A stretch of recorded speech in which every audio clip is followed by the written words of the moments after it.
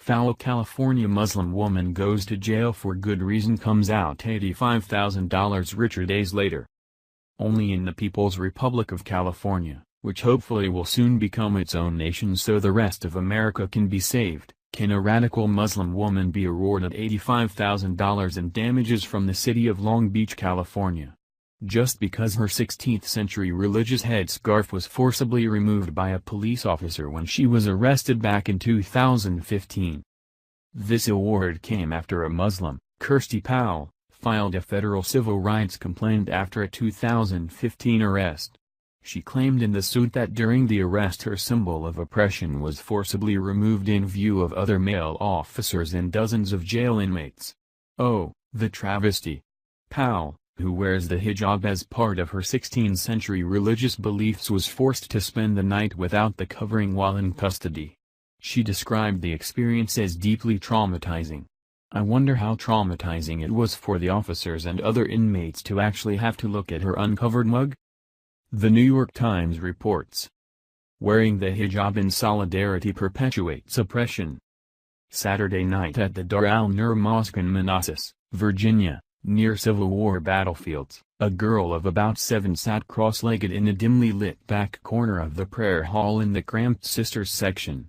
A tinted waist-high glass barrier separated the girl from the spacious Brothers section, where about 50 men listened intently to a Saudi preacher who ignored the sisters.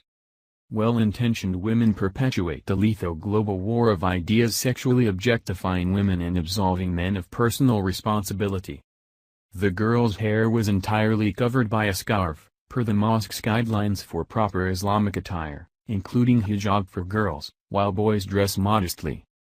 As mainstream Muslim women, we see the girl's headscarf not as a signal of choice, but as a symbol of a dangerous purity culture, obsessed with honor and virginity, that has divided Muslim communities in our own civil war, or fitna, since the Saudi and Iranian regimes promulgated puritanical interpretations of Sunni and Shia Islam, after the 1970s Saudi oil boom and the 1979 Iranian Revolution.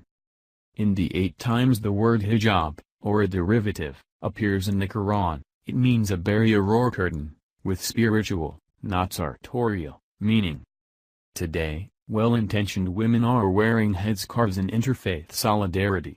But, to us, they stand on the wrong side of a lethal war of ideas that sexually objectifies women as vessels for honor and temptation, absolving men of personal responsibility.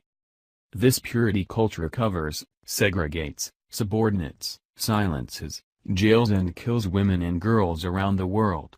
Recently, in Bareilly, India, a father killed his daughter, 4, smashing her head against the floor when her scarf slipped from her head during dinner.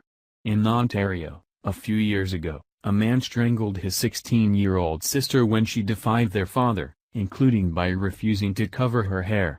In November, a former University of Missouri instructor dragged a female relative, 14, out of school by the hair when he discovered she hadn't covered her hair.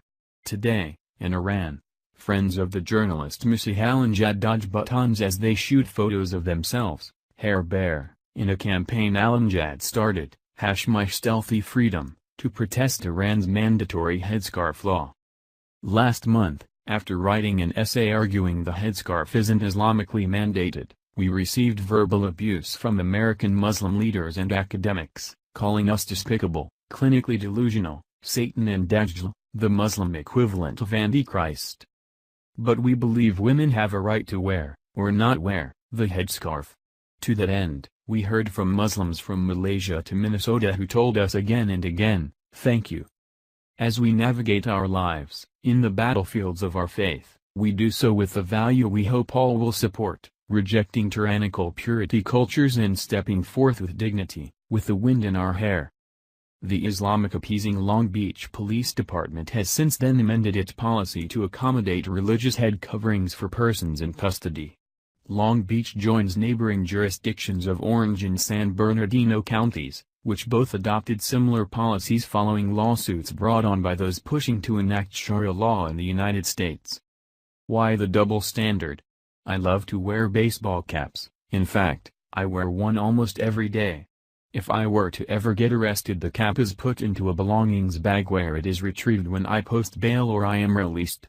Why do people like this get special treatment? Why do we as a society have to accommodate their needs? This is America, and here women don't wear hijabs, they wear tank tops and yoga pants, and if these inbreds don't like it, the door is wide open and they can go back to the cesspool they came from, where their oppression is welcomed and revered. Time to start taking a stand before we lose our culture forever. Thank you for watching.